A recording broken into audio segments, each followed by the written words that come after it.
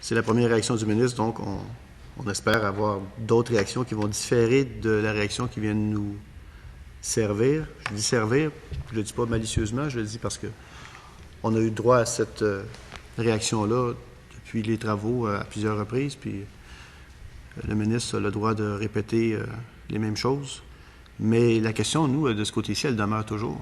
Mais je vais lire juste un petit bout, je ne le lirai pas au complet, M. le ministre vient de le faire, mais je vais lire juste un petit bout pour que les gens qui nous écoutent saisissent la nuance que notre amendement apporte.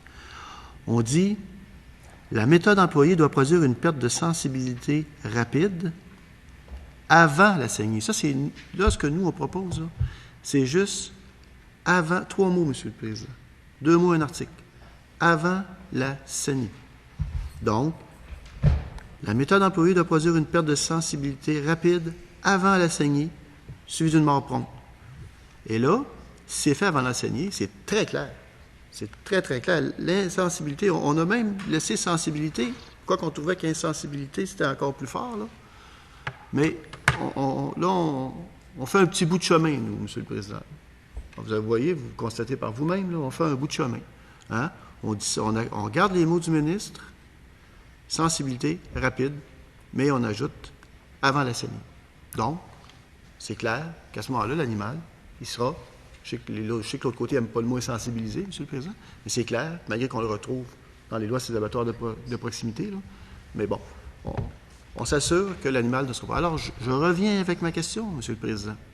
Pourquoi le ministre et les députés qui l'accompagnent se refusent-ils à faire en sorte que l'article 12 soit précis, soit très clair, si évidemment c'est l'objectif du ministre et des députés qui l'entourent, qui l'accompagnent. C'est sûr que si ce n'est pas l'objectif visé par le gouvernement, M. le Président, c'est certain que si ce n'est pas l'objectif visé, bien, qu'ils nous le disent d'abord, première des choses. C'est certain que si ce n'est pas l'objectif visé, bien, ils ne sont pas capables, M. le Président, d'accepter qu'on dise que l'animal doit être insensibilisé avant la saignée. Avant la saignée, là, si ce n'est pas l'objectif qu'ils poursuivent, mais si ce n'est pas l'objectif qu'ils poursuivent, M. le Président, pourquoi vouloir apporter des changements au Code civil en disant très clairement, dans le projet de loi, première partie du projet de loi, M. le Président, en disant très clairement que les animaux ne sont pas des biens, ils sont des êtres doués de sensibilité. À la limite, on peut penser que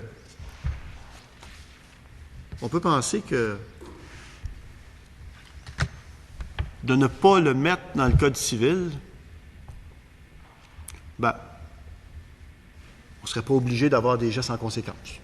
À la limite, on peut penser ça, mais je pense, et je suis convaincu d'ailleurs, et je l'ai déjà dit, souvent les lois ici sont souvent les lois, lorsqu'elles sont amenées devant le Parlement, elles sont déjà en retard de plusieurs années, voire des décennies dans certains cas, par rapport à l'évolution de la société. Et je suis convaincu que les Québécois et les Québécoises s'attendent, de la part des législateurs, qu'on fasse le travail vraiment, mais vraiment jusqu'au bout, qu'on le fasse pour s'assurer que le projet de loi va refléter vraiment ce que les Québécois et les Québécois veulent, à savoir que les animaux ne souffrent pas avant d'être abattus, M. le Président.